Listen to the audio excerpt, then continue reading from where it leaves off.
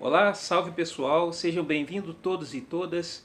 Vamos trocar ideias sobre música, claro, de uma maneira saudável, sem competitividade, fora de toxicidade e fora da babaquice de 30 segundos e o desespero para viralizar pelos elogios patrocinados. Meus caros, eu queria agradecer antes de tudo ao Will Júnior do violão, ao Estevão do violão e pianista também, e queria agradecer ao amigo o Alexandre Rosman pelas perguntas. Eu tomei aí notas sobre as perguntas, até mesmo para que eu não disperse tanto na troca de ideias aqui. E a música é uma arte muito profunda para a nossa alma e a gente deve tratá-la com o mesmo respeito. O Will Júnior do violão fez a seguinte pergunta, abre aspas. Ainda hoje você acha indispensável para o músico ler partituras? Fecha aspas. Forte abraço, Will. Olha só, vira e mexe no processo de todo mundo aparece essa pergunta. Uma abordagem honesta sobre a pedagogia musical, coisa que a gente raramente vai achar pela esquina, leva em consideração, deveria levar em consideração alguns aspectos. O primeiro deles que eu pontuei aqui, Will, é o seguinte, é você sempre relacionar e procurar diferenciar escrita musical de escritura. A escrita formal das vozes, numa partitura, esse processo eurocêntrico é apenas uma das várias maneiras que a gente tem de grafar os sons. O que eu diria por mim é você se indagar, se perguntar, se questionar sobre o seguinte, no seu processo musical, você acha que ler partitura vai te tornar um músico melhor? Ou por outro lado, né, o fato de você não ler partitura, você percebe que está te carecendo algo no processo que você está buscando? Eu já conheci casos diferentes, muitas pessoas conhecem esses casos, pessoas que fazem questão de dar carteirada, ostentar um diploma acadêmico ou de conservatório e que mal tocam o instrumento, quer dizer, mal botaram a mão no instrumento e sabem bem de teoria musical.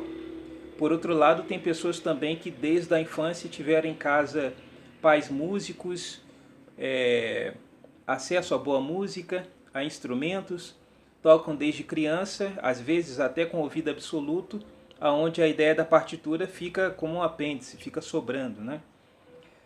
O seguinte, o que eu acho importante é você não abrir mão de todo da escritura, ou seja, das maneiras distintas que você pode ter de grafar as ideias musicais e compartilhar e se comunicar.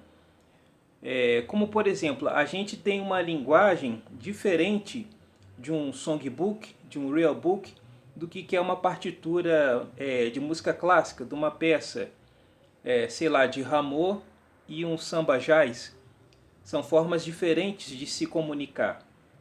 São intenções diferentes. A questão é saber também qual é o seu foco. O que eu acho importante numa certa metáfora é o seguinte, você geralmente encontra aquele tipo de conversa, aquele tipo de papo, o cara está tocando lendo. Olha só, em várias ocasiões eu conheci tanto da ideia de clássico ou popular, assisti a apresentações maravilhosas de músicos interagindo com a partitura, tocando totalmente lendo praticamente, né? E por outro lado, pessoas também com uma habilidade maravilhosa na apresentação musical, que ao longo de vários anos estudando aquilo ali, uma suíte inteira executada sem leitura. A questão não é um e nem outro, né? A gente tem vários exemplos, Daniel Barenboim, Oscar Giglia, eu pude ver um quinteto de flautas, quinta essência, né? Tocar as variações de Bach sem partitura. Quando foi perguntado o flautista, o Gustavo de Francisco, falou, nossa, vocês tocaram, né, os contrapontos de Bach super difícil, as fugas de Bach super difícil, sem partitura. Eu lembro que ele respondeu a pessoa que perguntou na plateia: ah, mas a gente já está tocando isso já tem uns 15 anos, né? Então, a partitura, Will, é só uma guia, ela é uma ferramenta. Como dizia a famosa frase do Mahler, né? O que você precisa saber sobre a música, tudo que você precisa saber sobre a música não está na partitura. Eu particularmente acredito que também boa parte do que se precisa saber vai estar dentro de você. E você vai acessar essas coisas a partir também das ferramentas. Seguindo adiante, saca só. Eu particularmente acho que o ensino formal, conforme tem acontecido em vários lugares e com várias pessoas se queixando sobre isso, esse tipo de ensino formal, acadêmico, de obrigar a impor, por exemplo, a fazer transcrições, é uma estupidez acadêmica. Transcreva aquilo que você gosta, aquilo que te interessa, aquilo que te instiga, que bate no seu sentimento, no seu processo de pesquisa, de estudo, que você enxerga como uma necessidade, sem necessariamente querer copiar, ser sombra de qualquer grande músico. Ou pode também copiar, não é problema nenhum nisso, né? Existem muitas cópias e o meio acadêmico é muito eficaz nisso, de produzir pessoas que se vê ao tocar que elas estão copiando algo ou alguém, né? E também não tem problema nenhum nisso, não precisa ser algo original. A metáfora que eu te digo é o seguinte: se você vai morar numa casa que ela tem mais de 3 andares, 4 andares, é importante você procurar um engenheiro, que é diferente de um bom pedreiro. O engenheiro ele vai te dar um background muito melhor do processo da estrutura daquele edifício. E isso acontece no caso com a partitura. Você vai poder não só enxergar a música com os ouvidos, mas vai enxergar ela com os olhos. E aí nesse sentido a importância da partitura. Se você está aumentando seu repertório ou mexendo com o processo de estabelecer um set list, se você trabalha com gigs, com abordagens, com trabalhos musicais diferentes, se você estuda, se você dá aula e recebe aula, enfim, um mínimo de contato com a escrita de cifra, com entender o cacho de uvas, né? Eu particularmente acho essencial.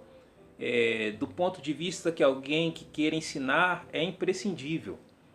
O que eu diria é que você pode estabelecer um triângulo, que é ouvir, muito importante, sempre ouvir, tocar e estudar. E manter esse looping.